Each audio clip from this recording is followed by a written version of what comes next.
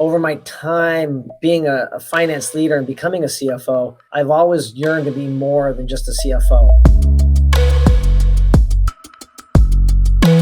Welcome to another For the Love of Finance conversation.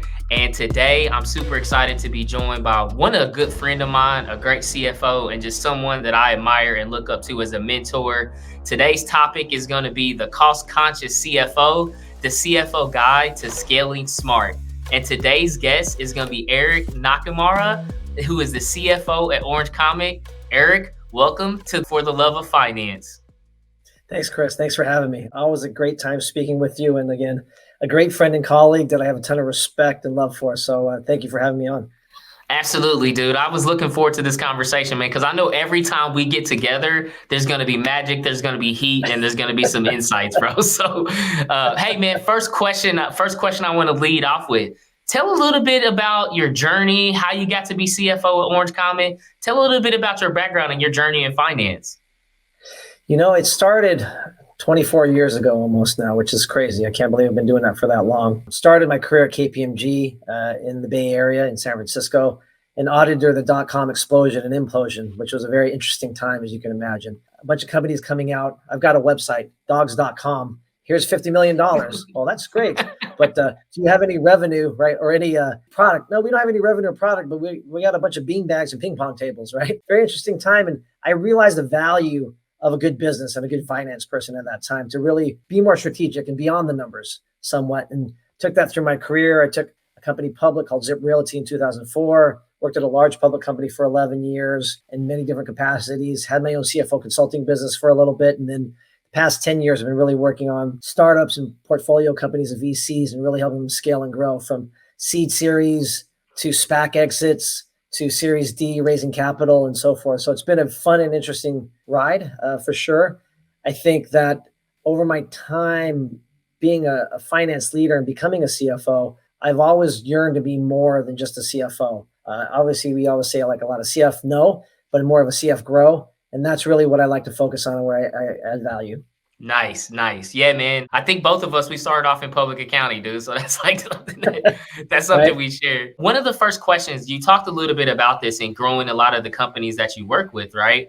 And my next question is specifically around digital transformation. Like when you look at the office of the CFO, digital transformation, adapting technology, these are cornerstones of any future fresh CFO is what I call it, right?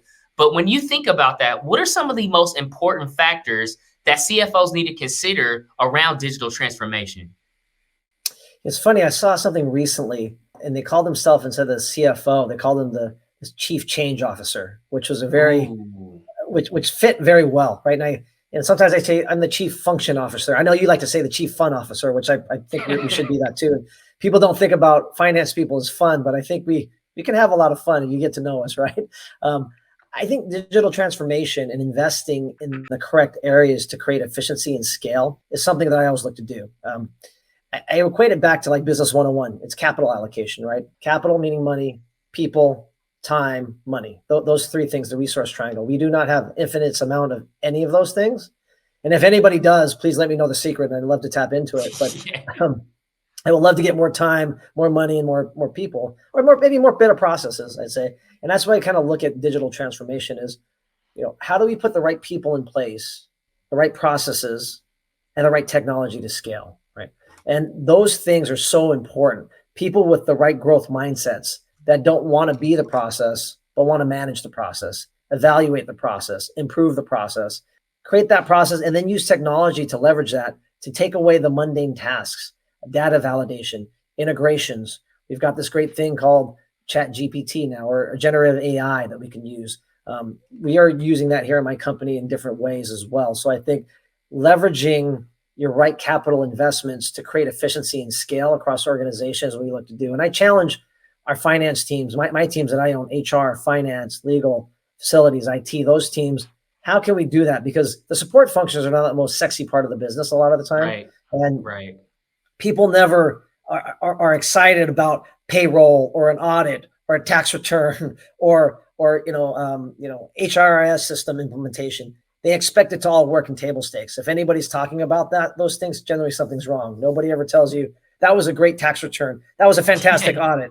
man, your Facts. implementation was so great. And the people don't say that in the business. They generally expect it to work. And if something's going wrong, they'll say, what happened with payroll? What happened with the audit? So want to create investments in technology to scale and create table stakes for all those things, those compliance pieces, I call them, to make sure they scale and operate smoothly. So there are no hiccups or bumps. And then as finance leaders, we can, elevate ourselves a little bit and be strategic and be business partners with the business and really help them drive the business, understand the business, use technology, process, and systems to become better and scalable. I love how you broke that down, the people, the process, and the platform, right? Like that's three of our six pillars that we have at Fresh FP&A. But I would also challenge that. And I think like this kind of goes into my next piece that I want to get your insights on.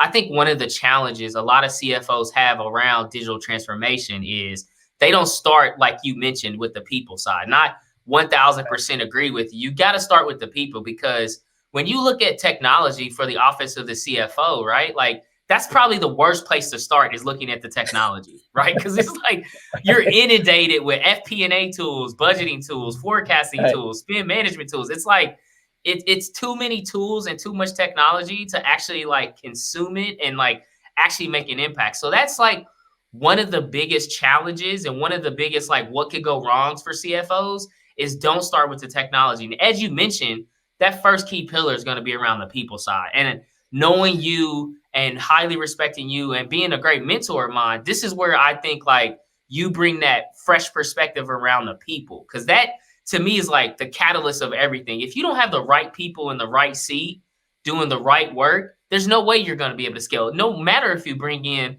the best in class Gartner leading technology, you got to have that right people in that foundation. So, for me, it kind of, this second question I want to ask you kind of goes from that. Like, what are some of those challenges, like initially, that you see from CFOs when they start down the road of adopting technology or start looking at digital transformation? What are some of those pitfalls that you've seen, and kind of some strategies to help CFOs overcome that?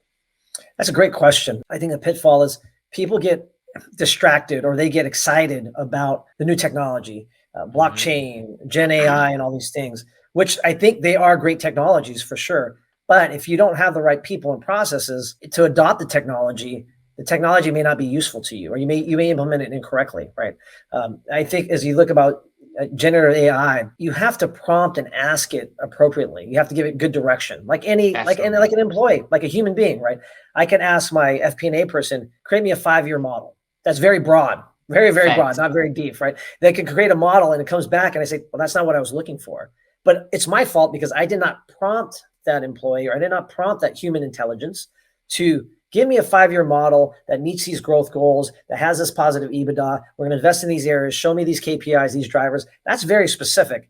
Very similar with Gen AI. You have to be very specific on your prompts and the way you ask it. And I think there's a human intelligence piece of it. The people piece, when you're adopting technology, is to understand it. How can you use it? And we have to learn as human beings how to prompt AI better. As you have Gen AI, or as a technology you may adopt, it will give you back an answer. You have to review it like you do anybody else's work. And you Facts. have to review the model that the FP&A person gives you to understand the drivers. What does it mean? What story is it telling? How, as a CFO, can I translate that communication to the leadership team, to the board succinctly, right? And does it make sense? And if I don't review that and I just take it as Bible and I come over here and I just give it to them, it may be wrong. Same thing with Gen AI. They give it to you, you have to review it 1-over-1. So those controls have to be in place. And I think that is the people part of it and the process part of it. And I think there's a lot of pitfalls that people can run into when they just blindly look at, here's this great technology, let's go do this. And they get all excited about it, but they don't put the right people or processes in place to mitigate any risk and have the right controls around it, but also being smart and understanding how to use it the most effectively and efficiently. Again, the prompting, questions, implementation, and any technology at the end of the day. What is the value prop of that technology? How can it be used? How can I use it better? How can I learn from it? How can I teach it better? And how can I get better information and data that makes me more efficient?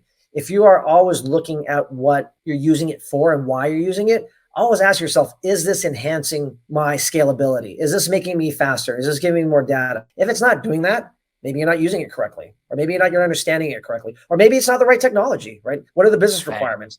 But I Yep. think all those things you have to ask as people, and what are the processes you're trying to improve and scale? And how do those processes work? And how do we integrate ourselves into those? We cannot integrate technology blindly without having those pieces and asking those questions. I think that could be a big pitfall, especially with very sexy technology coming down the pipe that people want to integrate quickly because they want to say they did it. But really take the time to do it right and understand it. And you'll have less blind spots, I would say. I've had successful implementations of technology and I've had bad ones, right? Like we've all had those bad techs and I think it really boils down to what I call the 3 I's of technology adoption. And when you're thinking about that, the first I is when you introduce the technology. So this is where that email goes across and you're like, hey, we're going to be implementing this new ERP system, right?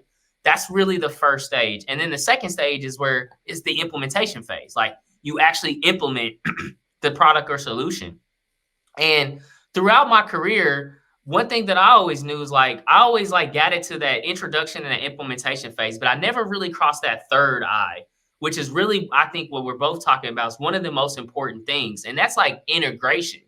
So how do you make the technology, and where I found the challenges and successes in software implementation is we actually integrated it in our decision making, right? So there's a lot of times you implement that technology, you send an email out and it's implemented, and then 7-8 months go by and people are like, hey, did finance implement some new technology?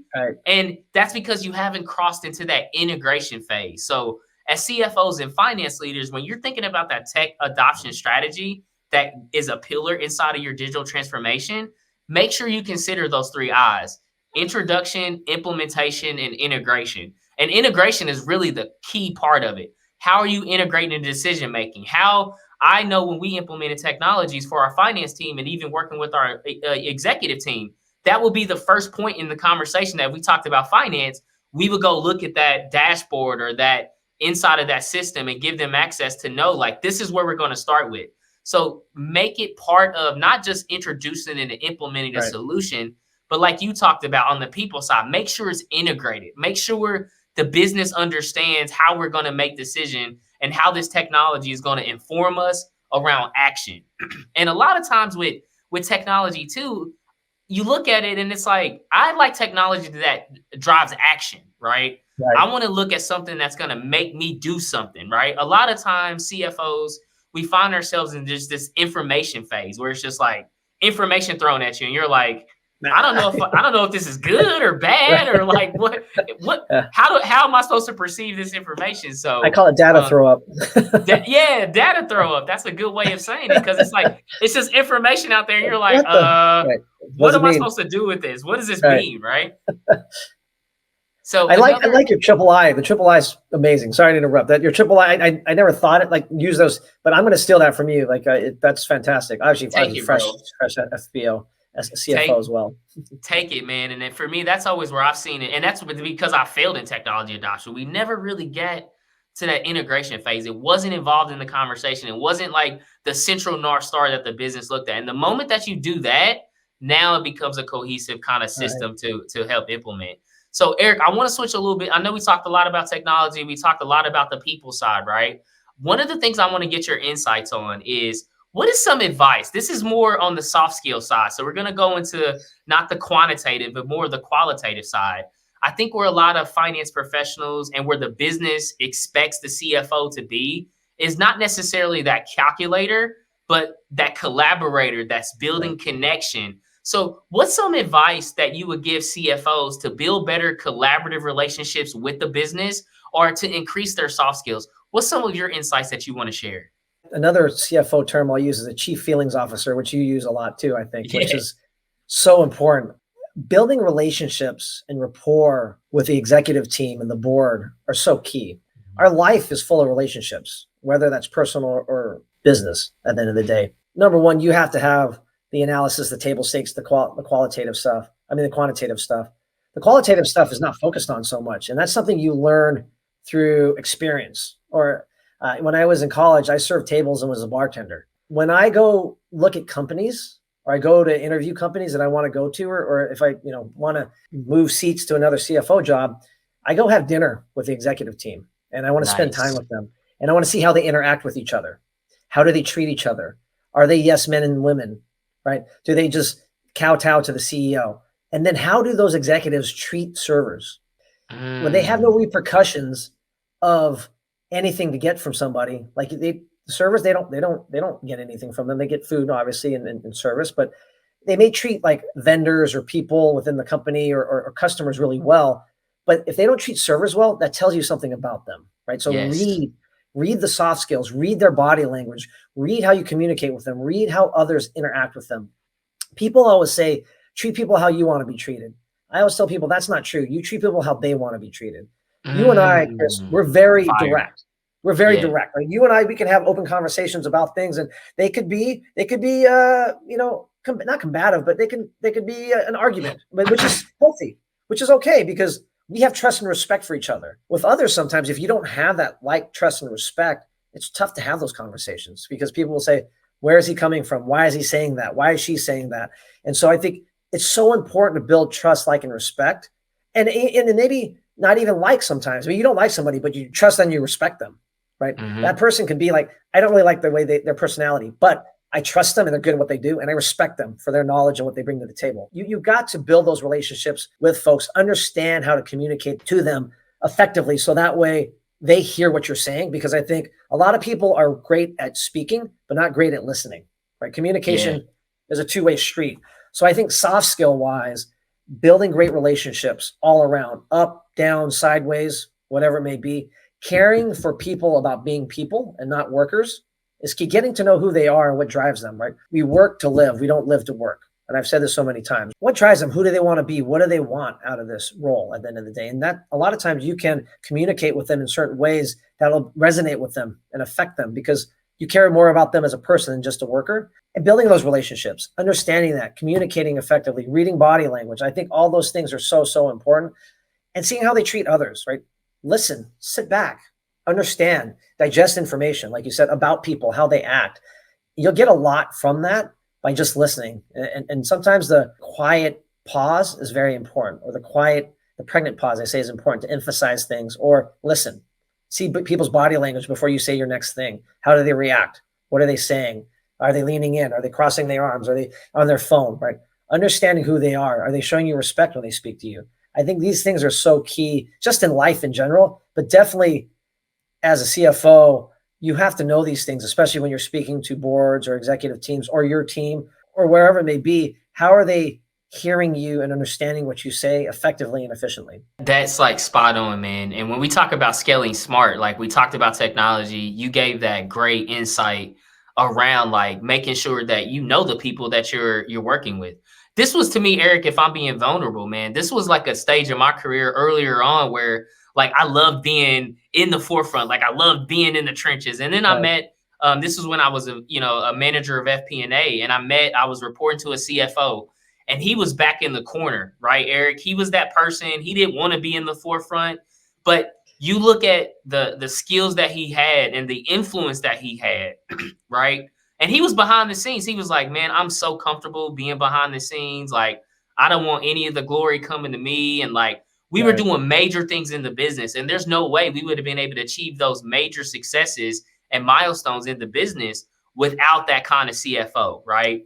And it really that what you talked about, that changed like me as a person. I was like, that's the kind of leader I want to be. I want to be the leader that's the first to take criticism and the last to take praise, right? I want my team to get all the praise and this is all them. And when it's time to get criticized or things go wrong, I'm like the first one to step up and take that. Right. And Right. to me, that kind of leadership that you talked about, getting in, knowing the relationships, building the relationships, listening, having that empathy and that connection inside the business, I think is a superpower for CFOs. But it's also a challenge because it's like we're asking finance professionals and CFOs to really get comfortable with those warm and fuzzy sides of the organization. But to me, that is a gold mine of opportunity to not only develop your soft skills, but as you mentioned earlier, like really develop those trusted, deep relationships inside the business, which when you got in and you're scaling and you're leading a growth business, those are vital to have.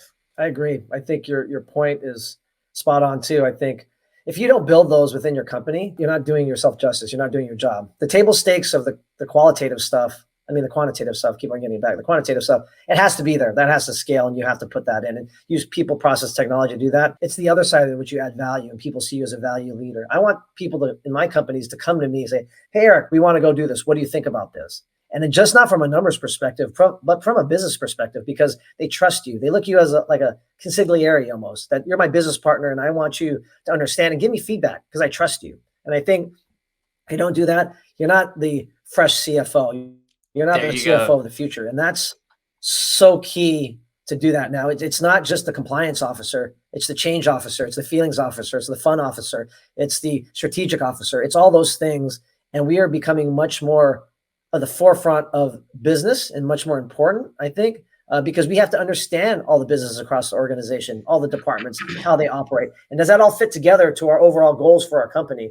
And to your other point, the last thing I want to say is, yeah, the best leaders are confident and humble.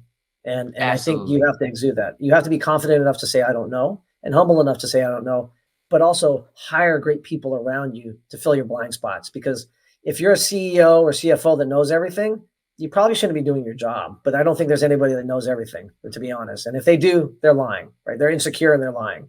And those are the people that you have to look out for, to be honest. The people that are confident and humble. Confidence is to give praise to their team and take blame. That's confidence and that's humility. And that is such a key aspect of a great leader that I've learned, and it's taken me a long time, but people I've seen that I emulate, I'm like, I see that and I want to be, and people will run through a wall for folks like that. And so I think that is where, you being a great coach, a mentor, a leader, it comes into play. Yeah, man, I couldn't agree with you more, bro. And like I'm sitting back here listening, and I'm just like, man, this is the conversation, and this is the future of value partner that CFOs and finance professionals are going to be in the future, man. So, hey, Erik, really love our conversation, man. One last question I got for you that I ask every guest, man.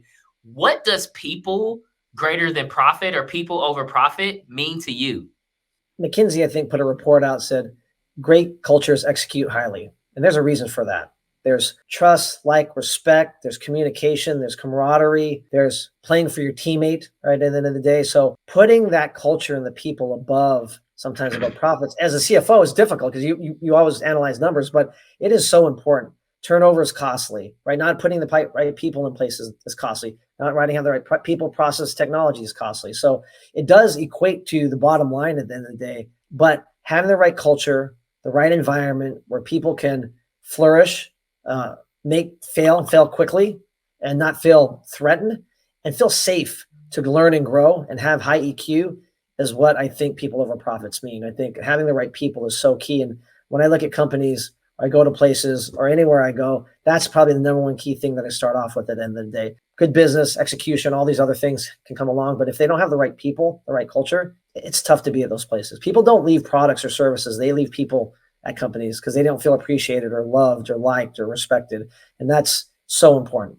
Absolutely, man. Hey, dude, I had an idea of what I thought you were going to say, and you always provide more insights and clarity on it. Erik, man, I always appreciate the time sitting here having conversations with you, man. I always learn a lot. I was sitting here taking some great notes and some takeaways to challenge me. If people want to learn more about you, if they want to connect with you, follow you, where can people reach out to you? Where can they learn more and connect with you? Yeah, on my LinkedIn is probably the best way to go about it. I won't give them out my work email. I get too many emails there, but to get through them all, yeah, my LinkedIn, it's Erik Nakamura. It's spelled on the screen here. Erik with a K. I'm the Viking, an Asian Viking like that. So Erik Nakamura, you'll find me on LinkedIn.